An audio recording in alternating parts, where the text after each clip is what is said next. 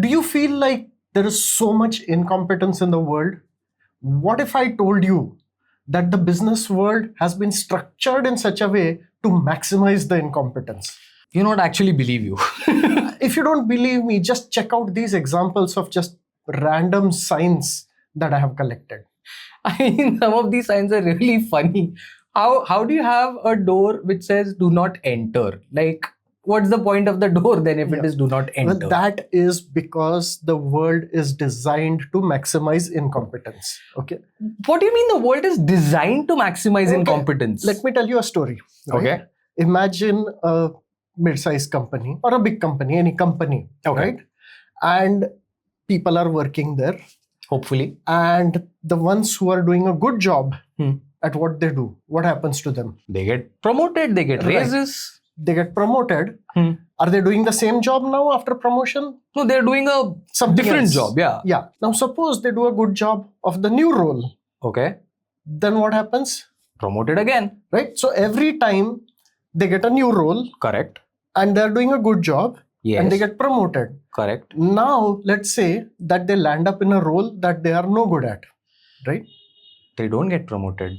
Then they're going to stay in that job for the rest of their career. Yeah, unless they move companies, of course. Right. Whereas the people who are doing a good job quickly get promoted out of roles that they are good at. Correct. So just think of what the equilibrium is going to be. In the long term, everyone is going to be doing jobs that they're incompetent at. See, logically, it makes perfect sense. It does, and it bothers me. This is called the Peter principle. Okay.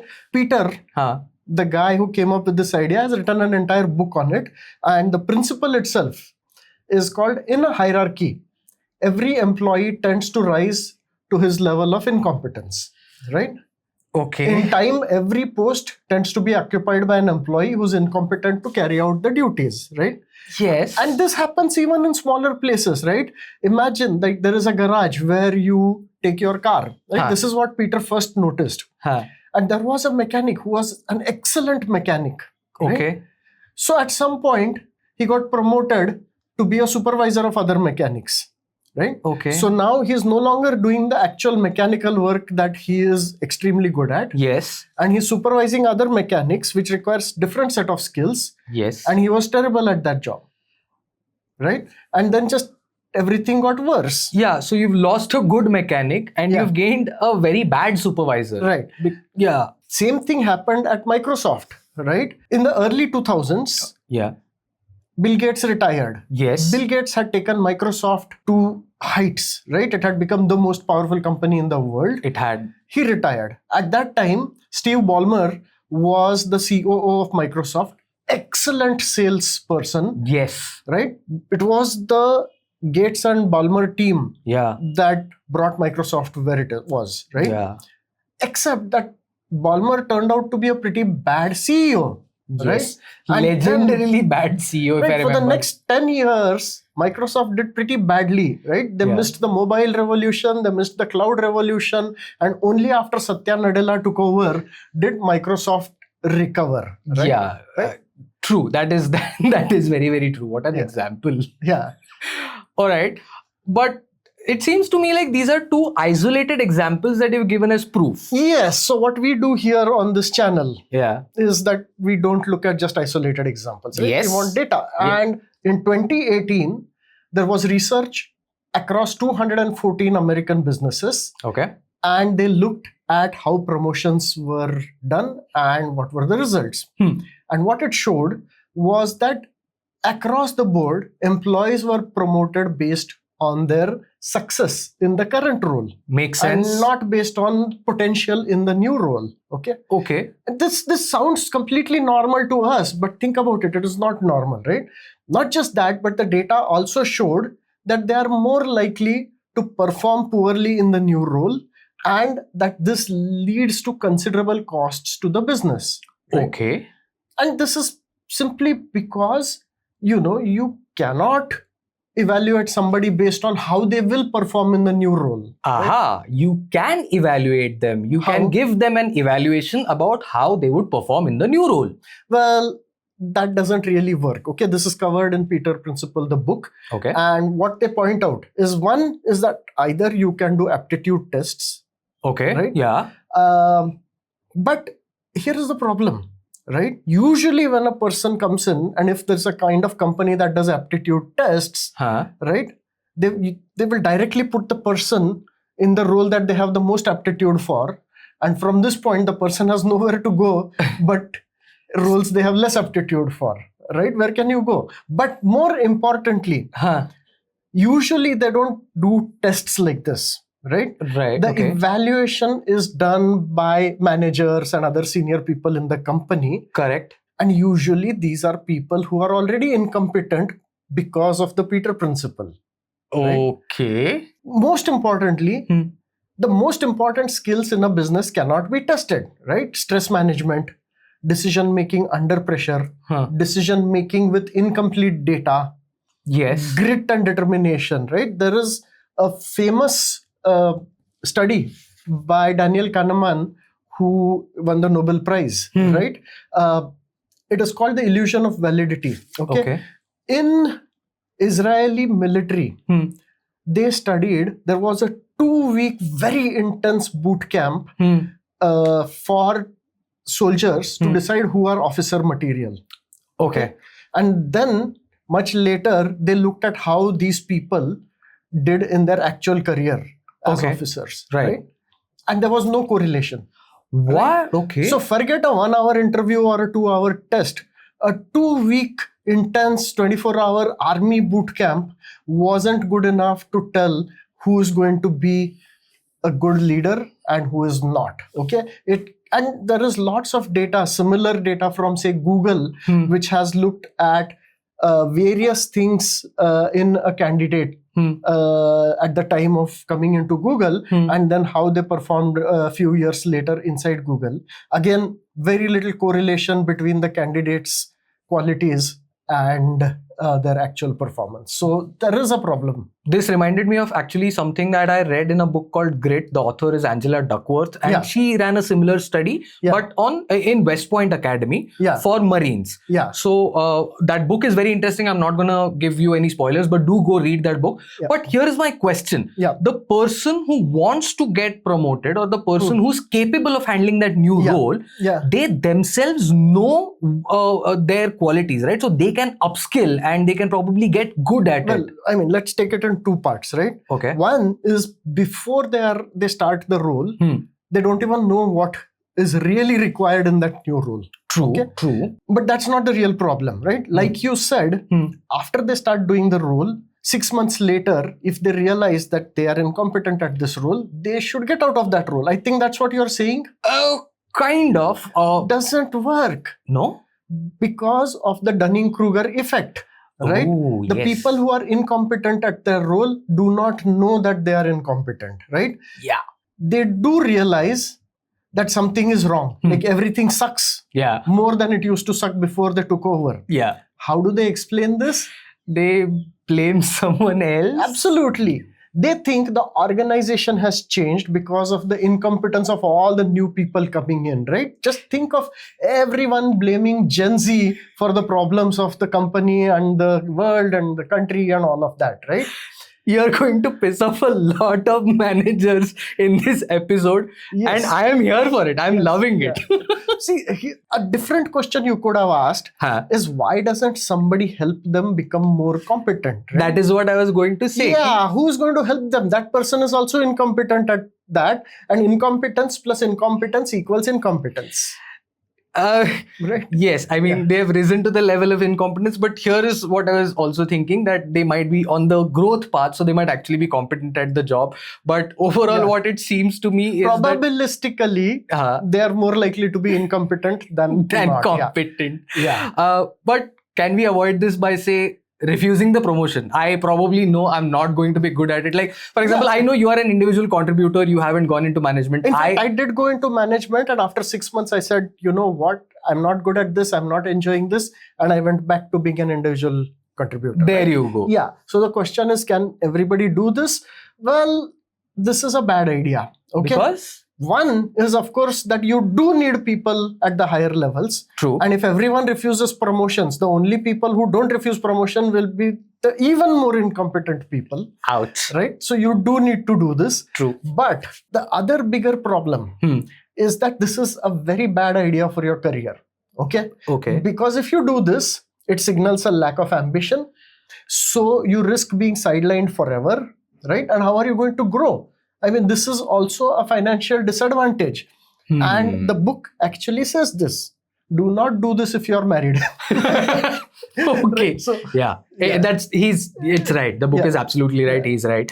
If you're married, you need to keep growing and you need to keep increasing that pay packet. Yeah. Because marriage comes with a lot of expenses, man. I mean, reach your level of incompetence and then draw that salary for the rest of your career. Become furniture in that incompetence wala role. Yes. Yeah. Yes, yeah. So the overall result of this conversation so far seems like you, as in me, are doomed to work in a job that you're incompetent at, in a role that you're incompetent at. Well, not necessary. Okay. Okay. What you could do is try to look for indirect hints that you are not doing a good job, right? Like? If you're always stressed, right? Or if you're always talking about the good old days, right? This could mean that you're incompetent at this current role and you should do something about it, move sideways or something like that, right? At an organizational level, it's a little more difficult, right? There is one company which has an interesting approach to it, which probably works. Okay? What company and what approach? This is McKinsey, the big consulting company. Okay. And the approach is called up or out. Up or out. Right? You get into a role in McKinsey, right? Within 2-3 years, if you don't get promoted, right, then you get kicked out of the company. Because you are incompetent at that level. Correct. So you're definitely not going to grow further. Yeah. You didn't get promoted above. Correct. So you didn't go up. Right. But then that means you're incompetent at this job and you're going to stick around there. Better that you get kicked out and somebody else comes in there, right? Up or out. The thing is that because McKinsey is such a sought after company, this works for them. Correct. But the out guys need to find a job somewhere else, right? Everybody in the world does this, it won't really work, right? So people who have started their own consulting firms after getting out of McKinsey, this says something about them. Not you, them. All right. But here's the thing. Even if you're incompetent, you can still get promoted. I'm saying this from personal experience. Incompetent people do get promoted. This is proof against the Peter Principle. Well, so this is the argument that Scott Adams made in his book, The Dilbert Principle, also, right? And Peter has actually responded to that. He has 2 points he makes, right? Okay. One is that, yes, there are some examples of incompetent people being promoted, but look around you. This is not the most common form, right? Most companies are not so bad that incompetent people keep getting promoted. Second is that even in cases where incompetent people are getting promoted, there's a high chance that even the new role that they got, they're still incompetent at that role, right? So the fundamental fact that most people are stuck doing incompetent work still sort of remains true. So Peter Principle clearly works even when Dilbert and his office colleagues are in the picture. Yeah. Is there no good news for us? Well, there is good news. What? Okay. There is incompetence, a lot of it, but not everybody is incompetent. Okay. 90% incompetence, but there are still pockets, 10% of competence, right? 90%? So think about it, right? In some areas, 90% of stuff is crap, right? Daily soap operas on TV, 90% of them are crap. True. 90% of YouTube channels are crap, not this one. Right? Not this one. 90% of social media, 90% of engineering colleges are crap, right? 90% of PhDs are useless, 90% of patents are useless. Ask me, I have 18 of those. So 90% of research papers are crap, right? This is just called Sturgeon's law, which says that 90% of some area that you feel is crap is because 90% of everything is crap. Okay? Right. It's just that areas that you understand well, you notice that this is crap. In areas that you don't understand, you don't realize that this is crap, right? This is called the Gell-Mann amnesia effect. Right? I remember now. Doctors watching doctor shows on TV hate them. Correct. But you're not a doctor, you love those shows. Yeah. And we think those doctors are very, very smart. Yeah. Right? So yeah, when I watch audio producers doing something, I'm immediately able to point out, okay, this is where they should have changed this little bit in the edit and whatnot. Right. But when I'm looking at visuals or video or anything else, even rocket science, for example, I'm like, wow, what a brilliant job. Yeah. While a rocket scientist would probably look at that and say, that is not how it should be done. Yeah. You're right. Gell-Mann amnesia effect. But here's the thing. From what I know, and I'm not being kind to them, but 90% of people are not idiots. Right. So that's a very good question, right? How can 90% of everything be crap if only, say, 10% of people are idiots and 90% of people are good people? Yeah. Right? Yeah. So a different theory explains that. It's called the O-ring theory. Okay. The basic idea. O-ring as in the... in the Challenger space shuttle. Yeah. Right. Everything in the space shuttle was really high quality stuff. Correct. Except like one O-ring which was bad, and that caused the whole shuttle to blow up. Oh. Right. So imagine a company, right? Yeah. Where the final output is produced in 10 stages. Correct. Right. And you have 10 different people working on each of the stages. 9 of them are very competent people. And one is an idiot. Right. The final product ends up being crap. Because of that one idiot. Right. The weakest link theory. Correct. You are only as strong as your weakest link. Exactly. So when groups of people have to get something done, chances are 90% that it will be crap. Even if 90% of those people are actually good, competent people. Because that 10% person Correct, yeah. ends up causing issues. Oh, plus Peter Principle says that even smart people, we end up giving them, finding work that they are bad at and giving them that work to do. So true. Please tell me there is a way to fix this, because I mean, in theory, maybe. Okay, there is a research paper which claims that the best way to promote people is randomly. Like just pick up someone from the organization and promote them? No. More specific than that. Pick up the best people and the worst people in a particular role, and then toss a coin and pick one of them to promote, right? What is going to happen? It is possible that the worst person who was incompetent here is competent at the higher level. That's a good point. Right? Or sometimes the best person could be very good even in this, right? But basically they have done sort of a simulation and shown that this is actually better than whatever it is that we are currently doing, right? And of course, if you are running a smaller organization, you should consider the up and out. I was actually mentally evaluating both the coin toss and the up and out, and I keep leaning towards the up and out because leaving it to a coin toss feels very scary. By the way, a very serious proposal to fix the problems with the JEE and IITs in India from a person who's been in that system and understands this whole thing is that have some basic cutoff of competence, right? And then everybody who clears that basic cutoff, within that, just have a lottery to decide who goes to which IIT and for what, right? And that might, well, of course, it'll get rid of all the stress because you can't study for a lottery. And it will not produce any worse outcomes. Because think about it, right? Just because you're good at the JEE doesn't necessarily mean you'll be good at studying engineering, and if you're good at IT, doesn't mean you're going to be good at the work in the workforce. So it's using the same randomness principle. I mean, we need to go deeper in this because there is so much that needs to be discussed here. Because we can't go very much deeper because some of these are just politically impossible to implement. That's true. So they're just going to be theoretical things we discuss. No, the reason I was thinking of this was because the lottery system actually is in a way equitable because it gives opportunities to those who haven't had the other privilege to get to that level in a way. But at the same time, it is also a lottery. So deserving candidates will probably feel cheated if they don't get through the lottery. And there is a whole lot of political and sociological and socio-political impact of that is coming. But just to overall summarize, we have organized the whole world around a very sensible seeming principle that promote the good performers. Right. It makes us feel good in our heart to do that. But if you follow it through to the logical conclusion, it means that we are all doing things we are incompetent at, right? Yeah. And it's not an easy thing to fix, right?